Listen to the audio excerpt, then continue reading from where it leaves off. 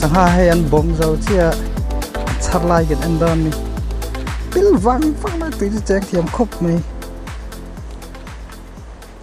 no lang sangha chu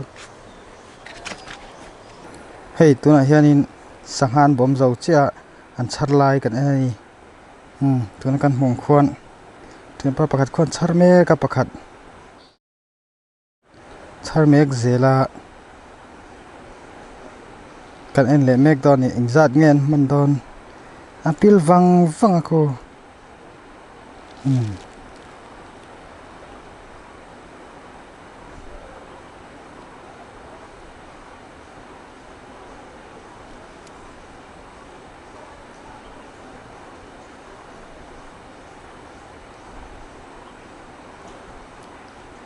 iman em hoa van này về một thấy mình xuống hơn là pil vang mấy hôm chuyện pa rồi lang lệ ta khô rồi sẽ chuộc lệ pakhat rồi chen rồi char boka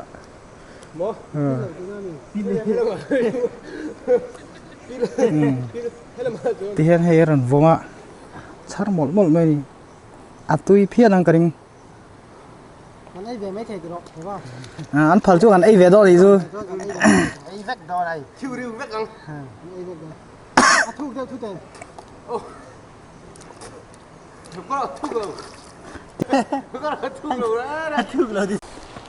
không là mấy video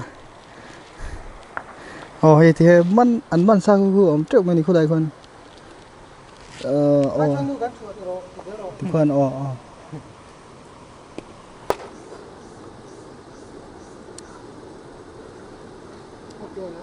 cái là bùa chùm lên lâu cái ấy vậy con nè thằng ấy vậy rồi hơi thằng hai rồi cái mà một đàn lai lia hiện hay sang han man lệ đo na vòng sa hi pakhat zo cái nào lâu changa thể chuột pakhat cứ lụt văng mày ali khu thuộc viêu nín gần nín aron man nghe này khu vòng trộn một mấy khu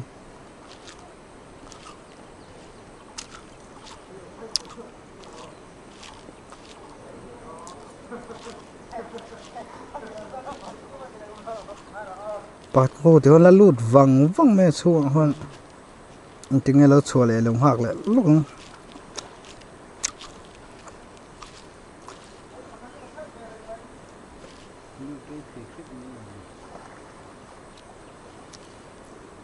tôi trông luôn hạt thuồng lâu nè u ròn sẽ chuộc vá lại to thế nào ròn chạm bốc à tê hay lâu chắc ta chê chưa chẳng phải anh vậy du sắc ôi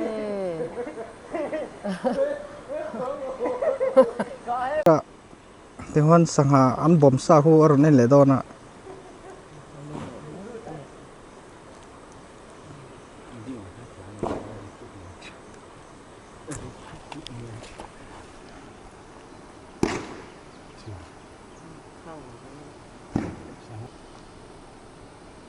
khu thì còn chua cái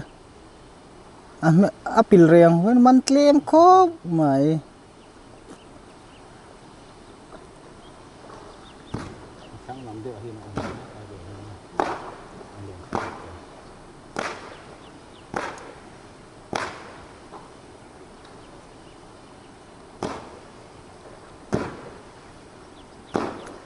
thế anh char mà là